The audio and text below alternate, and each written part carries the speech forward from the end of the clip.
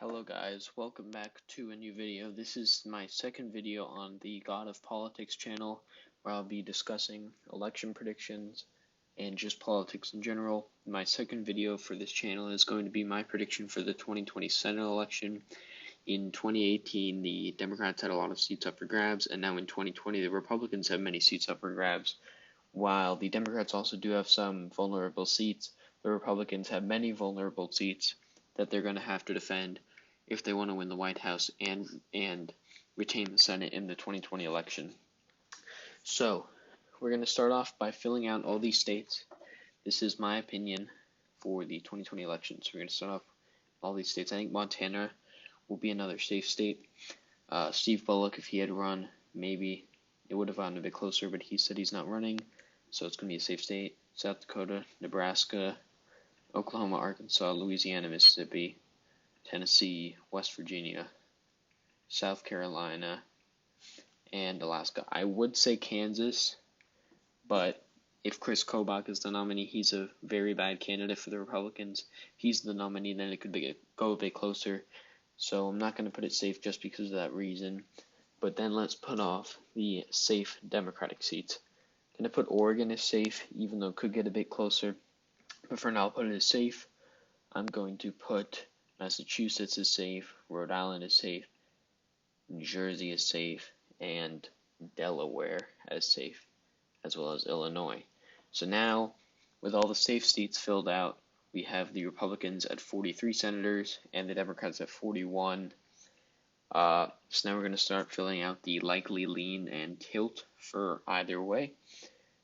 So we are going to start off over here on the western portion of the country. We're going to leave off Arizona and Colorado. We're going to start off with New Mexico. New Mexico will be a likely state. It could even be safe. But for right now, we're going to leave it as a likely state towards the Democrats. Low name recognition for the Democrat in New Mexico, but I think that they will not have too much trouble winning, even if the Republicans put up a good candidate. Then we will go over to Kansas. Moving to Kansas is likely, like I said, just because Chris Kobach is running. He could win the nominee and get it closer, so that's why I'm going to put it as likely. I'm going to put Texas as a lean. You have John Cornyn in there. He has lower name recognition than Ted Cruz, but he is also less unpopular, a bit more popular than Ted Cruz.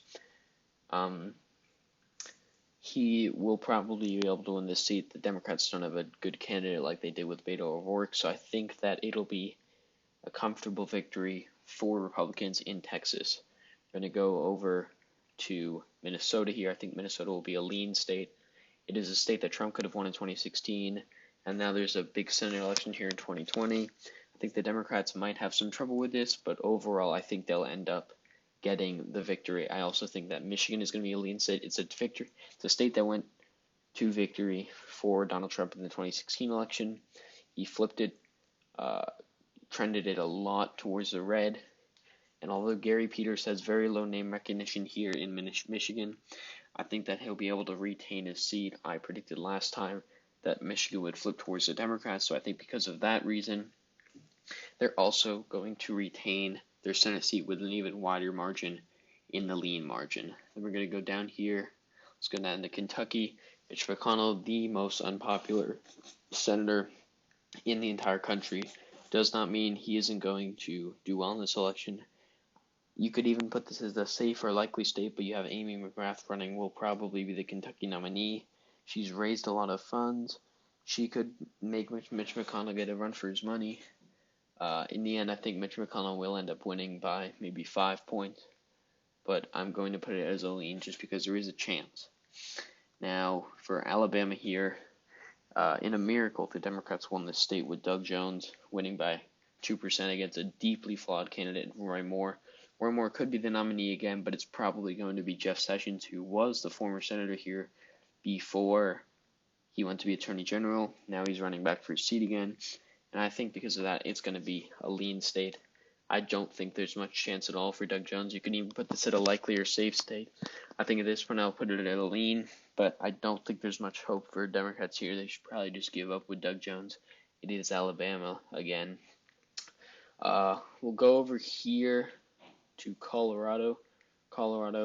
You have the Republican Senator Cory Gardner here in a state that's trended blue. He's sided with Trump on a lot of things. I think this is also, like Alabama, lost hope. But this one, for the Republicans, I think the Republicans could almost give up on the state. You have John Hickenlooper, the former popular governor of Colorado, running for the Senate seat, who is going up against him. I think that he is going to get the nomination, and even if he doesn't, a Democrat is most likely going to win this state and flip this state blue. This would be the first flip for the Democrats of the night. Then we're going to flip all the way over to here. We're going to go to New Hampshire. New Hampshire had a very close Senate seat in 2018. It was within 1%, only by a couple thousand votes. I think this will be by a bit larger of a margin, like the presidential election I predicted to be.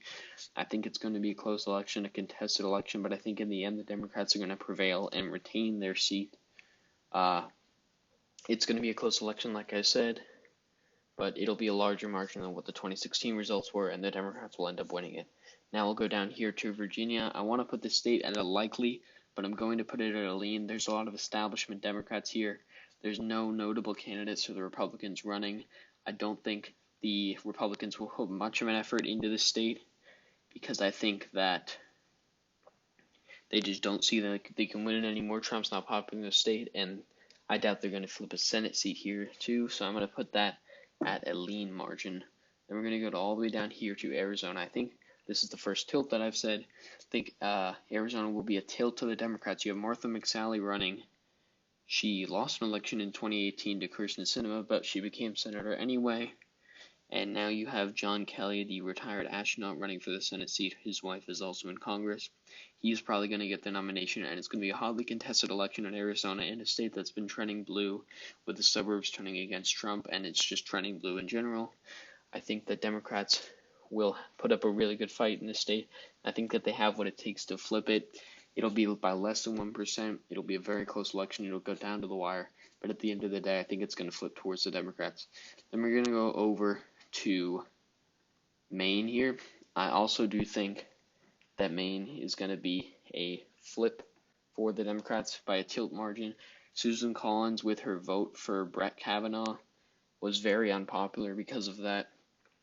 She is a Republican in a blue state, a state that's going to most likely have a popular vote for the Democrat in the presidential election, and I think that the Democrats will put up a good enough candidate in the Senate election to where they will be able to flip Susan Collins' seat, in which she has held for a very long time. She is a bipartisan senator, but I also think that she'll end up losing her seat because of things such as Brett Kavanaugh and the fact that she is a Republican in a blue state. Then we're going to go over here to Iowa. You have Joni Ernst, who is actually a popular senator. I'm going to put this as a lean. In Iowa, it went to Obama twice, actually.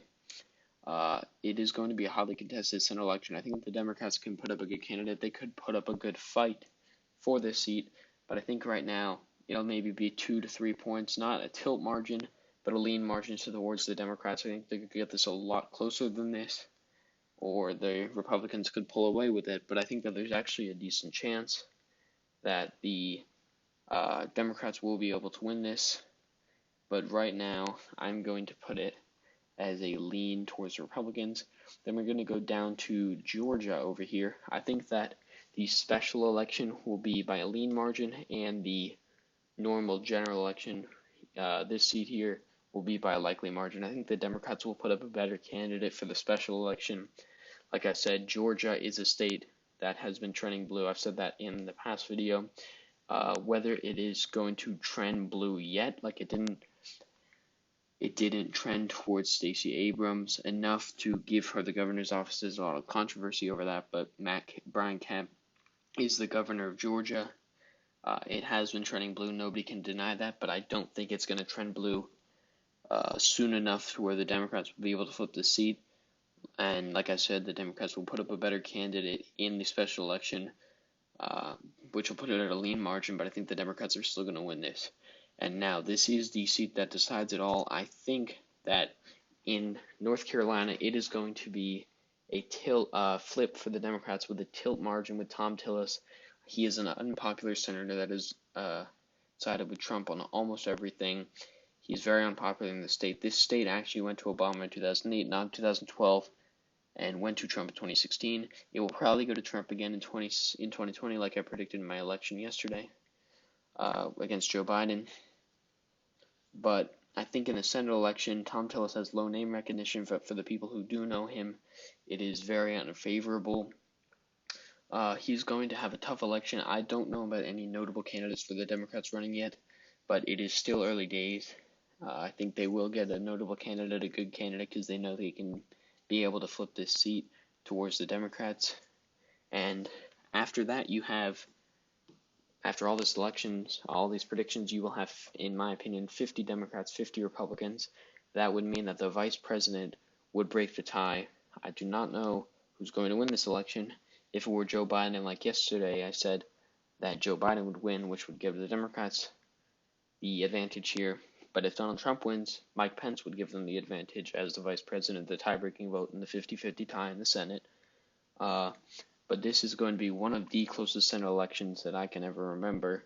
It's going to be a very close election that will probably end up going down to the wire. Actually, I know it will go down to the wire.